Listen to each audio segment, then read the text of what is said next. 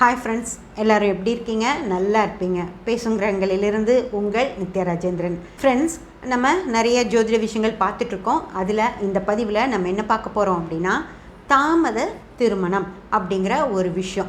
அதாவது நாமளாக எல்லாத்துக்கும் ஒரு திருமணம் அப்படின்றது ஒரு ஆணுக்காக இருந்தால் ஒரு 25 வயசுலேருந்து ஒரு 30 வயசுக்குள்ளே நடந்துருச்சு அப்படின்னா அது சரியான வயசில் நடக்கிற திருமணம். அதே மாதிரி பெண்களுக்கும் அப்படி தான். பார்த்திங்கன்னா இன்றைக்கி ஒரு 24 வயசுலேருந்து ஒரு 27-28 வயசுக்குள்ளே நடந்துருச்சு அப்படிங்கிறது நார்மலான டைமு. அதுவே ஒரு பெண்ணுக்கு 30 வயசு ஆகிடுது, ஒரு ஆணுக்கு ஒரு 33-34 வயசு ஆகிடுது. அப்படிங்கிறப்போ இதை தாமத திருமணம் அப்படின்னு சொல்லுவாங்க. அந்த தாமத திருமணத்திற்கு ஜாதகத்தில் பாவக்காரகங்களும் கிரகக்காரகங்களும் என்ன அப்படின்னு நம்ம பார்க்கலாம். இது பாரம்பரியப்படி இதை நான் சொல்லலை. பாரம்பரியத்தில் நிறைய விஷயங்கள் இருக்கும். கிரக சேர்க்கைகள் இருக்கும், அதாவது பார்வைகள் இருக்கும், சுபர் பாவர் இருப்பாங்க, அப்புறம் அதிபதிகள் உச்ச நீச்சம் இருக்கும். அந்த மாதிரி நிறைய விஷயங்கள், பாதகாதிபதிகள் இருப்பாங்க, மாரகாதிபதிகள் இருப்பாங்க. மறைவு ஸ்தானங்களில் கிரகங்கள் மறைஞ்சு போயிடுச்சு, சுக்கிரன் செவ்வாய் மறைஞ்சிருக்கு, அதனால் லேட்டு அப்படின்னு சொல்லுவாங்க. அப்புறம் யோகங்கள் நிறையா சொல்லுவாங்க. புணர்ப்பு தோஷம் இருக்குது, அந்த தோஷம் இருக்குது, இந்த தோஷம் இருக்குது, அதனால் திருமணம் தள்ளி போகுது அப்படின்னு எல்லாம் சொல்லுவாங்க ஃப்ரெண்ட்ஸ். அதனால் நான் பாரம்பரிய அப்படிங்கிற விஷயத்தை நான் எடுக்கவே இல்லை. நான் கேபியில் ஒரு திருமணம் தாமதமாகுது அப்படின்னா நிறைய விஷயங்கள் இருக்காது, குறிப்பிட்ட சில விஷயங்கள் தான் இருக்கும். அதை வச்சு நம்ம திருமண தாமதத்தை கண்டுபிடிச்சிடலாம் ஃப்ரெண்ட்ஸ். ஏன் அவங்களுக்கு திருமணம் தாமதமாயிருக்கு அப்படிங்கிற விஷயத்த, அது என்ன அப்படின்னு நம்ம பார்த்துடலாம். தாமத திருமணம் அப்படின்னு சொன்னாலே 6ஆம் பாவம் தான் அங்கே முக்கியமான வேலை செய்யும் ஃப்ரெண்ட்ஸ். அந்த 6ஆம் பாவம், ஏன்னா திருமணம் அப்படின்றது 7ஆம் பாவம். அந்த 7ஆம் பாவத்தை கெடுக்கக்கூடிய 6ஆம் பாவம் அங்கே வேலை செஞ்சுட்டு இருந்துச்சு அப்படின்னாலே அங்கே திருமணம் அப்படிங்கிறது லேட் ஆகும் ஃப்ரெண்ட்ஸ். அது எப்படியெல்லாம் வேலை செய்யும் அப்படின்னு நம்ம பார்த்துடலாம். முதல்ல விதிக்கொடு பிணை அப்படின்னு ஒரு விஷயம் இருக்கு இல்லைங்களா? அந்த விதிப்படி பார்த்தீங்க அப்படின்னா, லக்னத்தில் 6ஆம் பாவம் இருந்தது அப்படின்னா திருமணம் நார்மலாக தாமதமாகும் ஃப்ரெண்ட்ஸ். ஒரு திருமணம் 25 வயசில் ஒரு பையனுக்கும் ஒரு 23 வயசில் பொண்ணுக்கும் திருமணம் நடக்கணும் அப்படின்னாலே நீங்கள் அதை அப்படியே தள்ளி போட்டுக்கோங்க. லக்னத்தில் 6ஆம் பாவம் இருந்ததுன்னா அவங்களுக்கு 28 தான் பையனுக்கு நடக்கும், 27 தான் பொண்ணுக்கு நடக்கும்.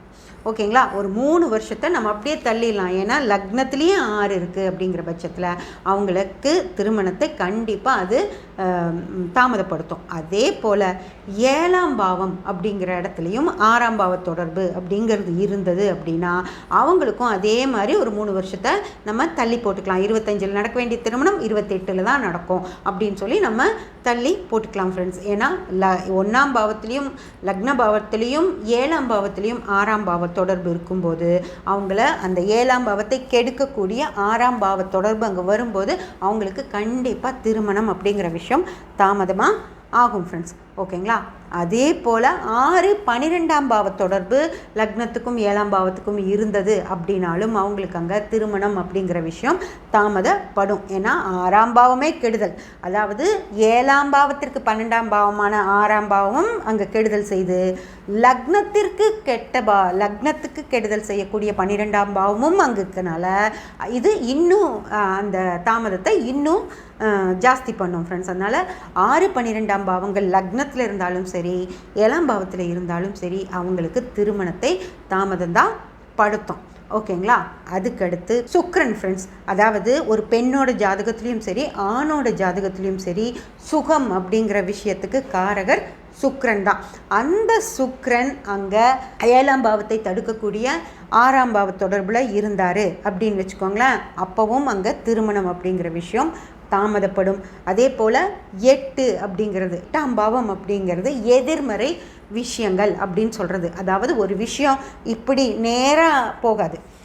8ஆம் பாவம் தொடர்பில் வரும்போது அங்கே ஒரு விஷயம் நம்ம என்ன நினைக்கிறோமோ அதுக்கு எதிர்மறையாக தான் நடக்கும் ஃப்ரெண்ட்ஸ். அப்போ நம்ம என்ன நினைப்போம், இந்த வயசுக்குள்ளே இவங்களுக்கு திருமணம் பண்ணிடணும் அப்படின்னு. ஒரு அப்பா அம்மா தான் குழந்தைகளுக்கு இந்த வயசுக்குள்ளே பண்ணணும் அப்படின்னு நினைப்பாங்கல்ல. அந்த மாதிரி நினைக்கிறவங்க குழந்தைகளோட ஜாதகத்தில் சுக்கிரன் 8 தொடர்பில் இருக்காரு அப்படின்னா அந்த அவங்களோட எண்ணங்களுக்கு எதிர்மாறாக தான் அங்கே விஷயங்கள் நடக்கும் ஃப்ரெண்ட்ஸ். அதனால் 6, 8, 12 அப்படின்னு, அதாவது லக்னத்தை கெடுக்கக்கூடிய 12ஆம் பாவத்தை சுக்கிரன் தொடர்பில் வச்சுருந்தாலும் உங்களுக்கு திருமணம் அப்படிங்கிறது கண்டிப்பாக தாமதப்படும் ஃப்ரெண்ட்ஸ். ஓகேங்களா? அடுத்து 5ஆம் பாவம் ஃப்ரெண்ட்ஸ்.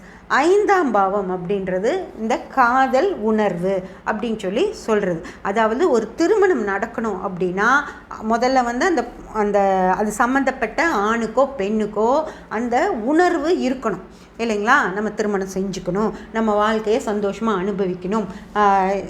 இந்த ஒரு பையனை பார்க்குறப்போ அந்த அவங்ககிட்ட இருக்கிற சில விஷயங்கள் வந்து பிடிக்கணும் மனசுக்கு. அதே போல் ஒரு பொண்ணை பார்க்குறப்போ அந்த பொண்ணை பார்த்ததும் இந்த பொண்ணை கல்யாணம் பண்ணிக்கலாம், நல்லா இருக்கா, இல்லை நம்மளுக்கு தகுந்த மாதிரி ஏதோ ஒரு விஷயம், அந்த பொண்ணோட சில விஷயங்கள் அந்த பையனுக்கு பிடிக்கணும். அது நடந்துச்சு அப்படின்னா தான் அந்த திருமணத்துக்கான வாய்ப்பு இருக்கும் இல்லைங்களா?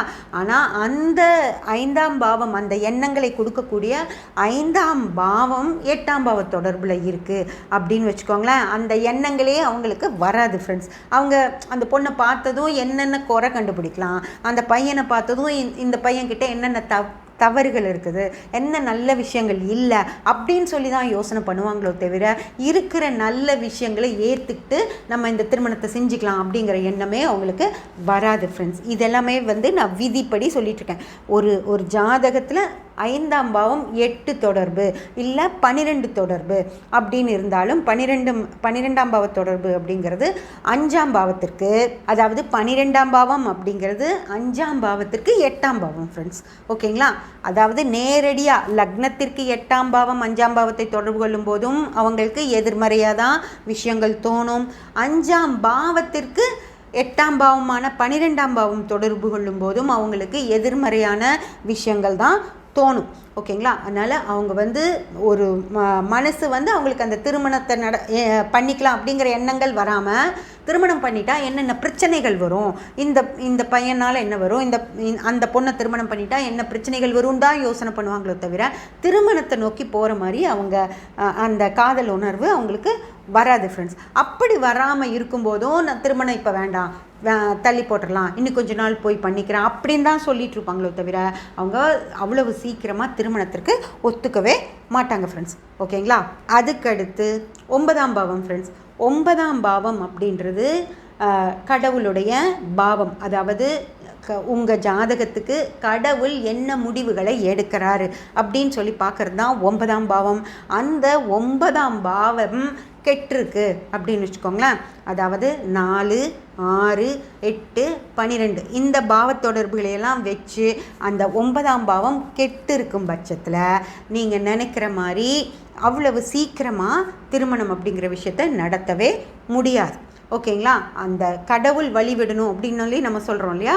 அந்த மாதிரி கடவுள் வழிவிட்டால் மட்டும்தான் அந்த 9ஆம் பாவம் ஒற்றைப்படை தொடர்புகளோடு இருந்துருச்சு அப்படின்னா, இந்த சுக்கிரன் கெட்டிருந்தா கூட, கொஞ்சம் 7ஆம் பாவம் கெட்டிருந்தா கூட அந்த திருமணம் எப்படியோ நடந்துடும். ஆனால் 9ஆம் பாவம் முழுமையாக கெட்டிருக்கும் பட்சத்தில் திருமணம் கண்டிப்பாக தாமதப்படும் ஃப்ரெண்ட்ஸ். ஓகேங்களா? இந்த மாதிரி நிறைய விஷயங்கள் தாமத திருமணம் அப்படிங்கிறதுக்கு இருக்குது. அதே போல் இப்போது விதி சொல்லி முடிச்சிட்டேன். அடுத்தது மதி அப்படின்னு சொன்னால் என்னன்னு பார்த்தீங்கன்னா தசா புத்திகள் ஃப்ரெண்ட்ஸ்.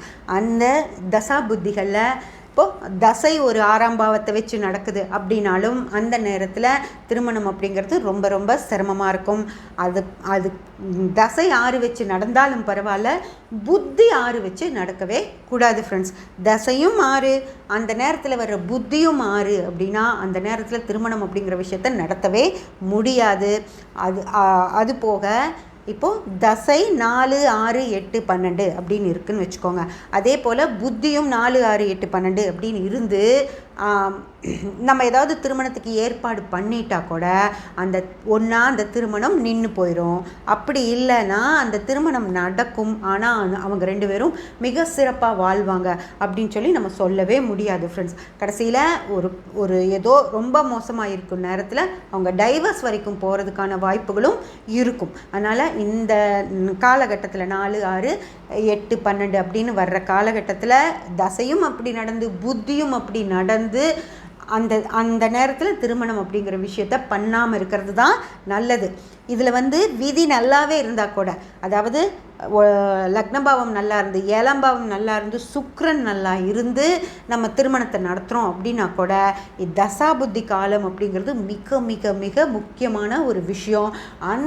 இதெல்லாமே விதி நல்லா இருக்குது, ஆனால் தசை அந்த நேரத்தில் போயிட்டுருக்க தசாபுத்தி காலங்கள் மோசமாக இருந்தது அப்படின்னா அது மோசம் அப்படின்றது என்னென்னா தசையும் 4, 6, 8, 12 புத்தியும் 4, 6, 8, 12 அப்படின்னா அந்த புத்தி காலம் மாறுற வரைக்கும் திருமணம் பண்ணாமல் இருக்கிறது தான் நல்லது ஃப்ரெண்ட்ஸ். ஓகேங்களா? அதே போல் தசை 4 கெட்டிருக்கு, புத்தி நல்லா இருக்குது அப்படின்னு வச்சுக்கோங்க. அப்போ நம்ம திருமணம் பண்ணலாம். அதாவது புத்தியில் ஒற்றைப்படை பாவ தொடர்புகளோ அல்லது 3, 7, 11 அப்படின்னோ, இல்லை வெறும் 3ஆம் பாவம், வெறும் 5ஆம் பாவம் 5, 11 இல்லை 3, 7 அந்த மாதிரி இருந்தால் கூட நம்ம திருமணம் பண்ணி வச்சிடலாம் ஃப்ரெண்ட்ஸ். ஏன்னா ஒற்றைப்படை பாவ தொடர்புகள் வரும்போது திருமணம் நடக்கிறது சிறப்பு. அப்படியே இல்லை, ஒரு பெரிய தசை காலம் அப்படின்னு இருக்குது, புத்தி காலமும் மோசமாகவே இருக்குது, அடுத்து வர்ற புத்தியும் மோசமாகவே இருக்குது அப்படின்னா அந்த புத்திகளில் ஒரு அந்தரம் வரும் இல்லைங்களா? அந்த அந்தரமாவது ஒற்றைப்படை பாவ தொடர்பில் இருக்கணும் ஃப்ரெண்ட்ஸ். அதுவும் ஸ்ட்ராங்காக நல்லா 5, 11 வச்சு நடக்கக்கூடிய தசாபுத்தி காலங்கள் வரும்போது நம்ம திருமணம் அப்படிங்கிற விஷயத்த பண்ணோம் அப்படின்னா அந்த தம்பதிகள் சிறப்பாக இருக்கிறதுக்கான வாய்ப்பு இருக்கும்.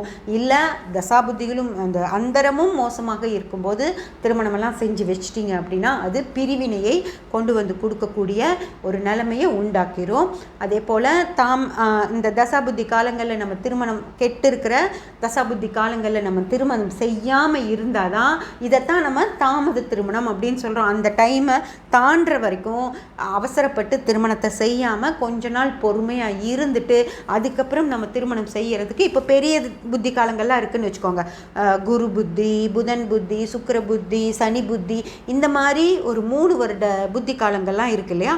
அப்போ அந்த 3 வருஷத்தை நம்ம தள்ளி போடும்போது அது தாமத திருமணம் அப்படிங்கிற இடத்துல கொண்டு போய் நிறுத்திடும். பரவாயில்ல, தாமத திருமணமாகவே இருந்தாலும் பரவாயில்ல, ஆனால் நல்ல நேரத்தில் திருமணம் செஞ்சு வச்சுட்டாதான் அவங்க நிம்மதியாகவும் சந்தோஷமாகவும் வாழ்வாங்களோ தவிர அவசரப்பட்டு நான் கல்யாணம் பண்ணியே ஆகணும், எனக்கு வந்து இந்த வருஷம் இதுக்கு மேலே விட்டால் நல்லா இருக்காது, என் பையன் சொன்னபடி கேட்க மாட்டான், பொண்ணை அவ்வளோ நாள் வச்சுருக்கக்கூடாது அப்படியெல்லாம் சொல்லி நீங்கள் திருமணம் பண்ணணும் அப்படின்னு நினச்சிங்க அப்படின்னா அந்த நேரம், அந்த கெட்ட நேரங்கள் உங்களை வேறு மாதிரியான சிரமங்களை எல்லாம் கொடுத்துரும். அதுக்கு பரவாயில்ல, ஒரு 2 வருஷம் தாமதம் ஆனாலும் பரவாயில்ல, நான் நல்ல நேரம் வரும்போது திருமணம் செஞ்சுக்கலாம் அப்படின்னு சொல்லி விட்டீங்க அப்படின்னா நல்ல நேரத்தில் நல்ல பேரும் கொண்டு வந்து கொடுப்பாங்க. உங்கள் பொண்ணுக்கு சரியான மணமகனும் கிடைப்பாரு, உங்கள் பையனுக்கு சரியான மணமகளும் கிடைப்பாங்க. அந்த மாதிரி நேரங்கள் தான் அவங்களுக்கு நல்லது செய்யுமோ தவிர அவசரம் அப்படிங்கிற விஷயத்த செய்யவே செய்யாதீங்க ஃப்ரெண்ட்ஸ். அந்த மாதிரி செய்யும்போது தான் அவங்க திருமணம் செஞ்சுட்டு மிகப்பெரிய பிரச்சனைகளையும் சிக்கிக்குவாங்க. ஓகேங்களா? ஓகே, இதையெல்லாம் யோசித்து சரியாக பண்ணுவீங்க அப்படின்னு நான் நம்புகிறேன். சப்ஸ்கிரைப் பண்ணி பெல் பட்டன் ப்ரெஸ் பண்ணி வச்சுக்கோங்க. அப்போ தான் நான் போடுற எல்லா பதிவுகளும் உங்களுக்கு கிடைக்கும். லைக் பண்ணி ஷேர் பண்ணி கமெண்ட் பண்ணிங்கன்னா எனக்கு சப்போர்ட்டிவாக இருக்கும். Thank you friends.